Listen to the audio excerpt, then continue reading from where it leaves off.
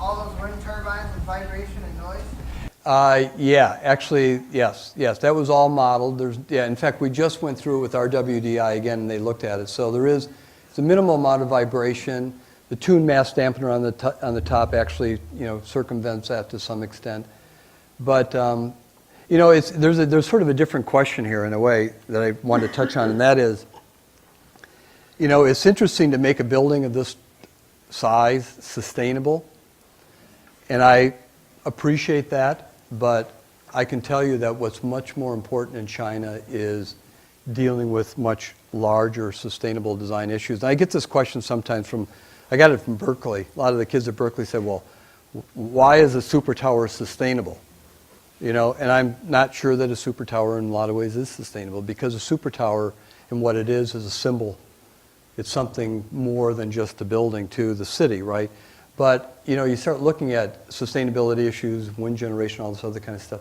What's really more important is master planning and urban design and the broader context. Because, this building may be going on what would be it isn't, but it could have been going on what would have been the equivalent of a Superfund site, right? And in China, those things, it could be polluting groundwater and nobody asks a question about it. It could be destroying the riverfronts, and nobody's asking questions about it. So what I've been trying to push in China is this idea of thinking bigger, thinking bigger in terms of sustainable design. Don't talk about, great, let's get LEED certification on this building, but there are much, much bigger issues that we need to be dealing with. Although that's important, it's not the only thing. I'd like to just follow up on the sustainable city piece of it, and you can disagree with the premise I'm about to offer, please do.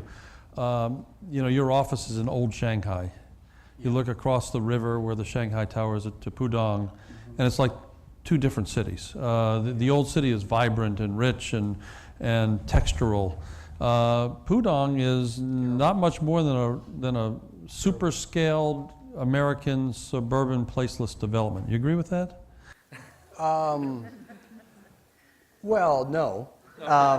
And the reason, I would agree with the characterization as a placeless development, because it's not, there's no human scale to it. Exactly. You look at those buildings, every single building around there 15 years ago wasn't there, and they're all 50 to 65 story buildings, right? And ours is 120. So it's not a city for people.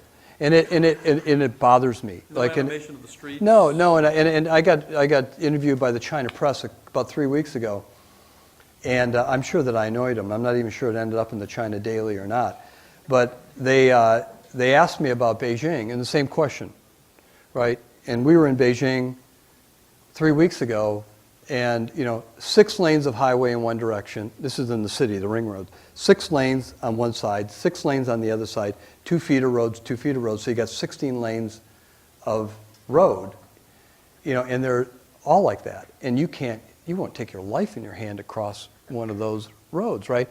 And I kid you not, it was rush hour, and one entire ring road, as far as the eye could see, was shut down.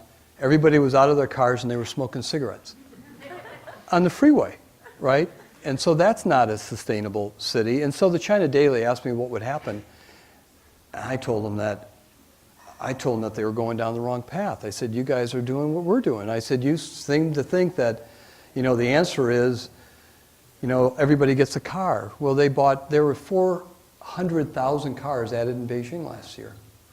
It's gridlocked, even though they have a subway system. So my point was that you guys are going to cover over all this stuff. I said, you may have these roadway systems, but you've got to connect the city together. And that maybe, all of this gets covered over in some way, and that ultimately it's got to be a walkable city, because it isn't. And I think because of that, I think not only in Shanghai and Beijing, but other Chinese cities, that it could be a real serious problem over the long run. You made a couple references in your presentation about the importance of being able to sketch in front of the client. Yeah.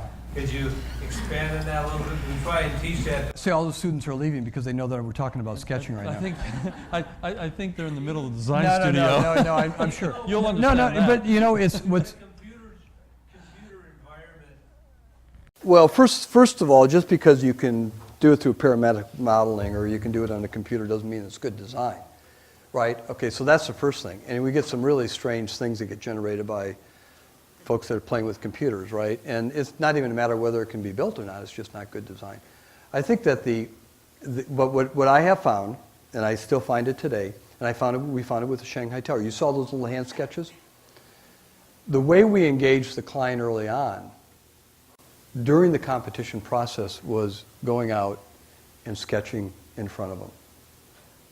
This is really important. And you know, as architects, this is really an amazing thing. This and this, right? And if you can learn how to do this really well, people, they're in awe. They're not in awe about being able to do computerized render. I mean, you see these slick kind of presentations and stuff. This is done by this first, hand sketches and ideas and everything else, but being able to sit across from a client and sit down and say, I got these ideas. And I'll tell you a story, like on the Museum of Modern Art in San Francisco, we couldn't compete on it. We didn't compete on it because art was on the board, but I don't know whether it was Vignoli. He's here next week, right? I think it was Vignoli. I think it was Vignoli. Yeah, I can't believe that I'm sitting here. I see my name on that sheet and I go, you know, who's Dan Winey? What's that all about? But Vignoli, I think, came into the meeting and he had a pad of paper and he sketched to the front of the board of MoMA and said, these are some of the ideas that I have. And he just sort of sketched. That was it, right? No, you know, these are all my great museums I've done, right? You know, but I think that there's some really artistry and beauty in being able to sit down and sketch. And I certainly hope to God students don't lose that.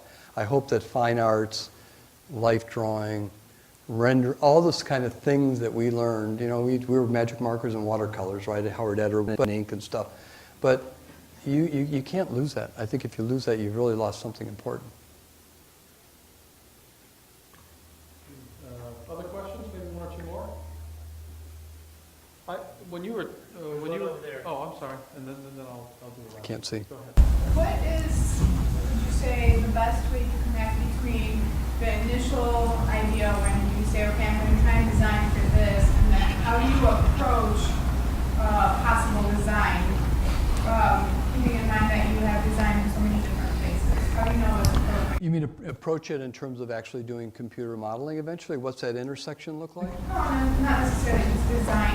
How do you know, okay, well, I'm going to go towards more artistic or more basic or... God, I hope everything's sort of artistic. I don't know that, I think, to me, you know, when you look at the work and you look at the portfolio and you look at the work, like you look at some of the things I've done, you say, look at Lucas, which is sort of Frank Lloyd Wright style, you know, prairie style, and then you look at something else. I think so much of it, to me, is not, and this is different than I think a lot of other architects. I think architects look at a certain viewpoint, a certain philosophy. They're pursuing a certain personal philosophy. I think it's more about the client, and I think it's the dialogue and the conversation that I have with the client. And so a lot of the design solutions and the way it evolves comes out of that conversation. And I think that conversation is a really, really important part of the design process in terms of coming up with really great design solutions. I really do. Let me end with one question, and it gets back. Nothing difficult, please. No, really, it isn't. I think this is a slam dunk question for you. You bringing up George Lucas again, and it reminded me of your storyboards, the story that you told, and another great director, Steven Spielberg, who collaborated with Lucas. And there was a movie, Amistad. I think you probably remember the movie. And there's a scene where John Quincy Adams is about to argue a case in front of the Supreme Court, and then the young lawyer says, well, here are the facts of the case. He says, don't worry about the facts of the case. The one that wins the case is the one that tells the best story. And what role has storytelling played in your career and the development of your career, selling of the work to the client, selling, getting the job in the first place? How important is the story? It's the most important part. I mean, it's not even just doing architecture. I mean, it is. Again, I think that when it comes to architecture, the idea that a building is something more than just a building, and the way that you can sort of bring a client into the process and emotionally involve them is something that's really important, and you do that through storytelling. I also think that storytelling comes into play in a big way in a design practice, right? So, we're going through our second, third generation of transition against her, and it's pretty damn seamless. No big power struggles, nobody fighting. And I think that the reason is I use storytelling to try to help people understand the culture of the organization, what we're all about. And so I think storytelling is a way to sort of help people sort of understand in their own way what it is that what you're trying to express, right? You can say it in PowerPoints or words or whatever, but they all sort of can connect in some way to stories, because that's what life is all about. It's like one big story. So it's been a really important, and I try to always remember that. It's not about an office building, it's not about blah blah blah. It's about something that has happened to me that I think might be of interest to you. And I try to share those things. That's all. Well, Dan, we have a number of your cohorts out here that are the distinguished alums, and I look at your young mentor out there, your young pup mentor, and the 13 others. Young guy here. Yeah. And the 13 others, and you're joining this terrific group of distinguished alums here at Lawrence Tech. To the other guys. And everyone, let us once again congratulate Dan Winey.